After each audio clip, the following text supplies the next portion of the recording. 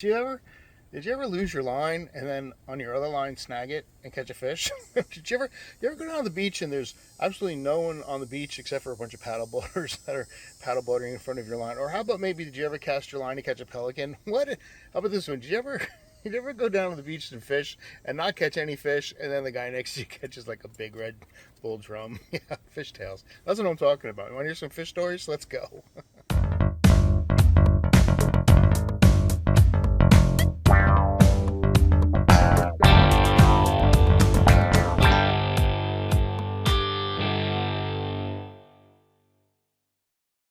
So first thing to acknowledge is there has been some bait in the surf. There's some bait. And I was going to try to get some bait. And you ever pick up your cast net and you're like, I'm going to get bait. And you still got it wrapped around your arm when you realize there's a fish on your rod. So I had to stop getting bait and reel in this fish. And you know what it was? How exciting. It was a spot. And I've told this story before, but whenever I get a spot, I'm like, wow, I love spot. If I had a couple more, I'd make a fish fry. But then I always let them go.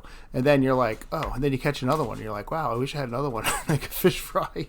Anyway, back to the surf and the bait. So there has been some bait in the surf, except for when there's not, because there's been storms that have been pushing the bait off the surf, and they go out a little bit too far than I'm willing to get out there and get them. So I'm trying to get some bait, and I got a pompano. I think it's a pompano. It could be a jack, whatever. It's not what I'm looking for. Where are the minnows? You know what the problem is? I have a hard time throwing the cast net. I'm not good at it. You can ask Kate. She'll tell you, Kate, right? Who's not good at throwing the cast net? This guy. But I managed to get one little minnow, and I'm going to fish with it. And then I caught that one little minnow in the cast net. There are minnows in the surf. They're just few and far between. I swear, at one point I saw one swimming by. One. I mean, they are onesie twosies. It's not like it will be later when you can just throw the cast net in any old direction and catch a whole bunch of them. I was lucky I got that one. So anyway, now we're into fishing. We finally got some bait on the line. Let's see what we can get. Come on, let's go.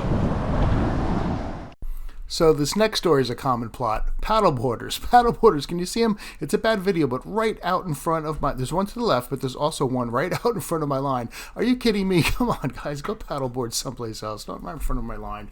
Anyway, I'm going to try again. I'm going to get some of these minnows. This is day 2. I'm going to get out there. It's calmed down a little bit, so I do have to still throw it pretty far. There's been a lot of rip currents. I don't want to run out there and get sucked out to sea, so I'm just trying to throw it as far as I can to try to get on top of these fish.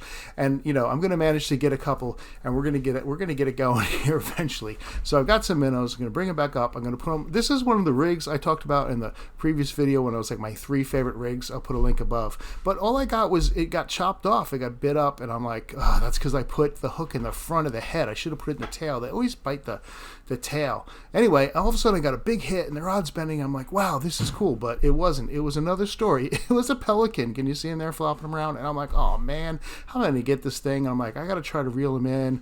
But luckily he untwisted and he flew away, and I was like so happy about it. I didn't have to actually deal with it, which was great, because I don't want to hurt a pelican, right? Who wants to do that? Then I finally got a bite, and I started reeling it in, and I'm like, yay, my minnow, my 2 minnows that I caught in the cast net. I'm finally going to catch a fish on one of my minnows, and I reeled it in, and I got this Jaws right here.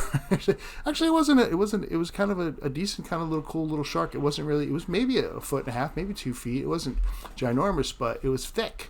I'm looking at the markings on there. I got to see what you can see one of the tips. It's got a black marking on it, so I'm gonna have to look it up and see if I can figure out what kind of shark that was. I don't think it was a dogfish. So anyway, let him go. And then I got to go on to my next story.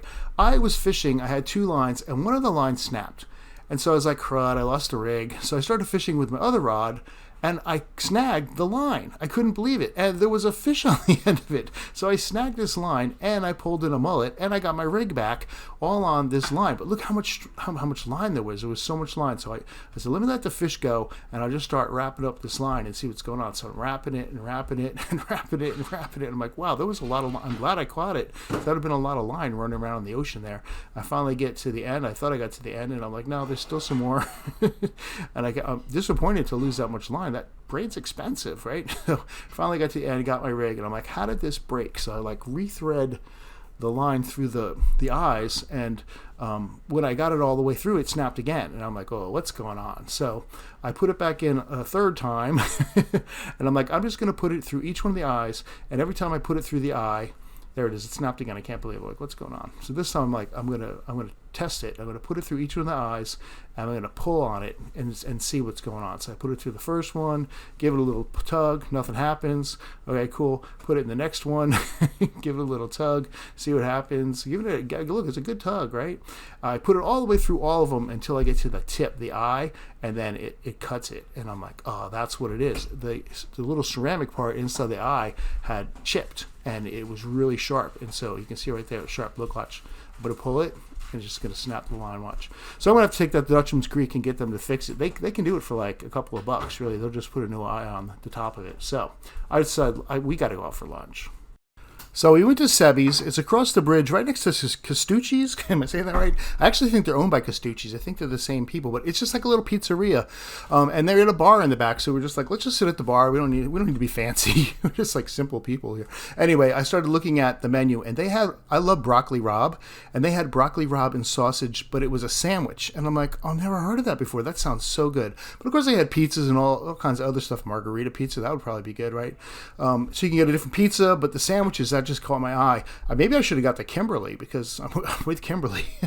I did order this Indian IPA, Indian Pale Ale, and it's actually by Navy veterans and Army veterans. I figured they probably know about beer. They probably make good beer, and they did. And that was a North Carolina beer. So actually, out of Aberdeen, I think. It was really good. And this was the broccoli rabe sandwich. It was like pizza dough. It was like the sandwich, and Kim got the meatball sub, which was just a sub. It was okay. So she actually took half of my broccoli rabe sandwich. And I was like, what? Put it back. But I would recommend Sebi's. Go there, check out that broccoli rabe sandwich. I want some right now. It was so good. So another day back on the beach, and another day not being able to get any minnows and bring in the cast net. You could just see it sitting in the background. So I had that pinfish I caught, and I'm just like, I'm going to use him for bait.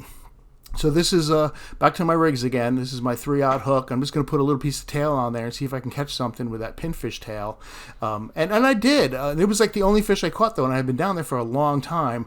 And you can see how choppy the water is, right? And I got a hit finally, and it was this little bluefish, which like, I mean, I do like, if I get a decent-sized bluefish, I like to smoke them. I do eat them fresh that night. You got to bleed them. I always say that. But this guy was just a little small, so I was going to let him go. But meanwhile, a family that had taken the rec center class was down fishing next to me, and I was like, well, good, maybe something will start picking up. Well, these guys were finding the fish. They were making me look bad, and all of a sudden this guy like starts waving at me, and he's got this giant, I thought it was a shark when I saw him reeling it in, and it turned out to be this big old Spanish mackerel, and he didn't want it, and I was like, yeah, I'll take it. And someone was catching whiting, and they were doing great, and I was like, man, teach a man to fish. Right? Here's another man I was teaching to fish. He just took the rec center class Friday night. This is Saturday morning. He met me down there early. We got down there at 7:30, and mostly everybody doesn't show up to 8 o'clock. So I caught 2 little minnows. So I gave him one. He had a 5/0 hook. He tossed it out, and the next thing I know, his rod is bending over, and this fish is running, and his drag was loose. And I was like, we got to tighten that drag up a little bit.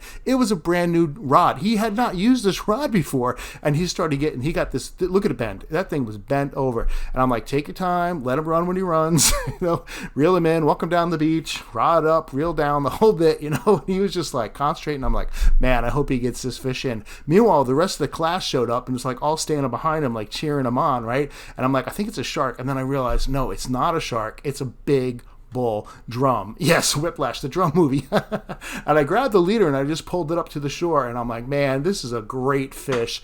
And we just kept it right there. We got a quick picture and then dragged it back out. I held it by the tail, get it revived, and it swam off strong. So I was happy about that. But definitely over slot. Beautiful red drum. That was on Caswell Beach. So get out there. You can find a couple of minnows. You probably can throw the cast net better than me. Catch some fish. Let's have some fun. Let's go fishing. Come on.